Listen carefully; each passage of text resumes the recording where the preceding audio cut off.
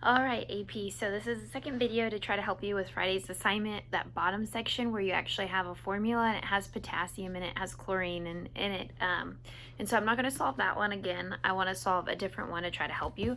But this problem is a mass to mass problem. So whenever you read it, it gives you that balanced equation. It says how many grams, so that means how many grams you are looking for grams. So your answer should be grams whenever you finish up. Of potassium chloride are produced if 25 grams of potassium chlorate decompose.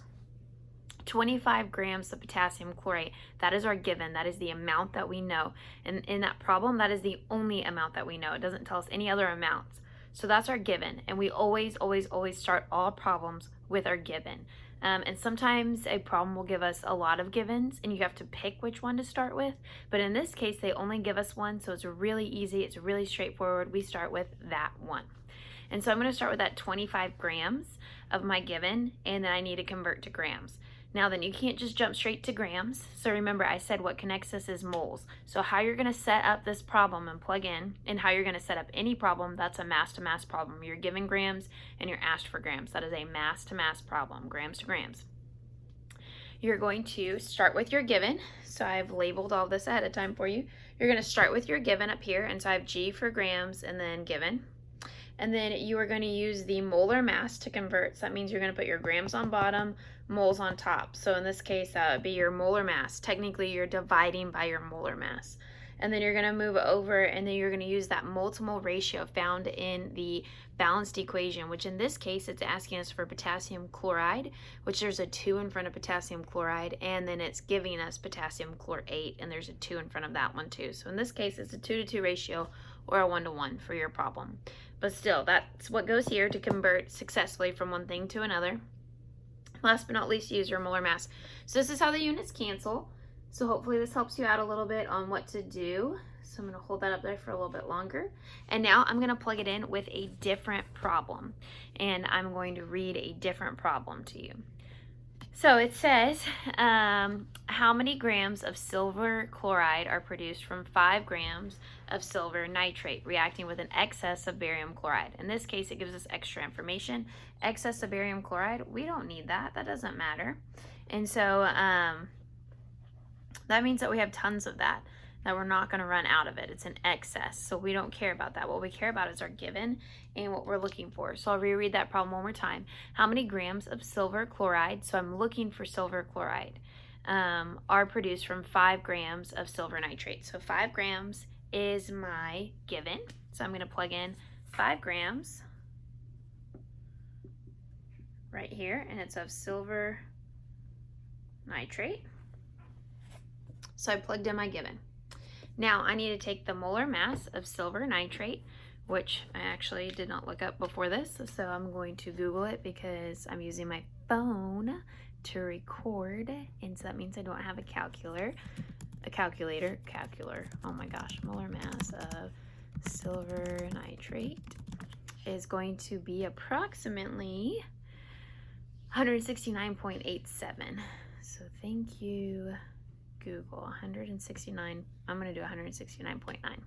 So 169.9 grams of silver nitrate are going to go on my bottom, and that is per 1 mole, because that's the definition of molar mass, is it's grams per mole.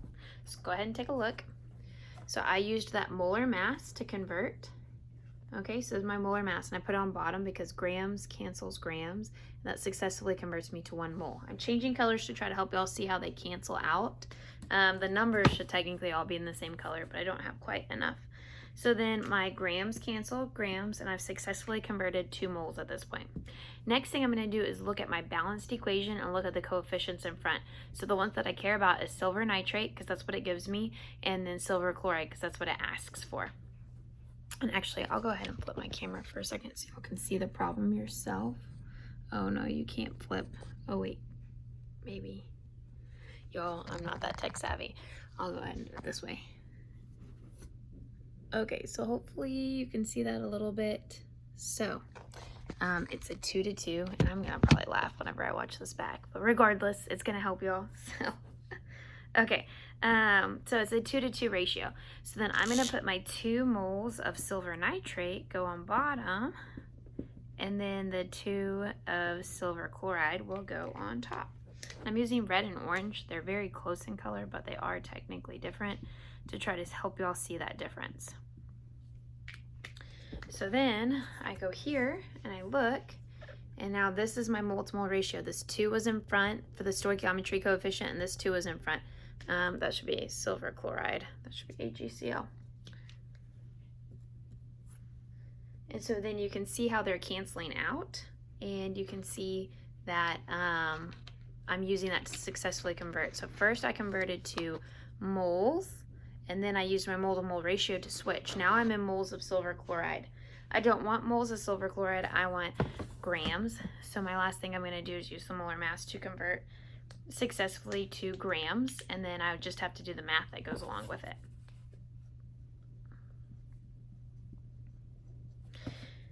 And so then my grams would go on top for my molar mass, which I actually don't know the molar mass of silver chloride either. So guess what? Google is gonna save us again. Really nice, because all I have to do is that. And it tells me 143.3.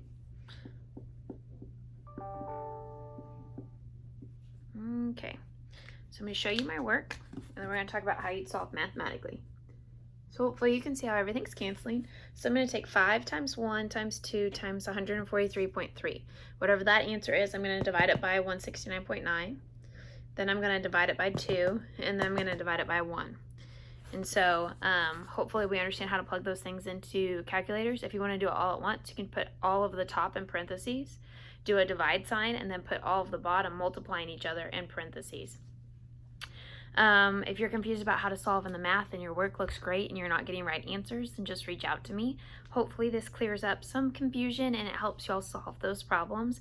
If it doesn't, reach out to me and I'll do more videos. I do have other first year videos over Stoic that breaks it down a little bit slower, so that's also an option.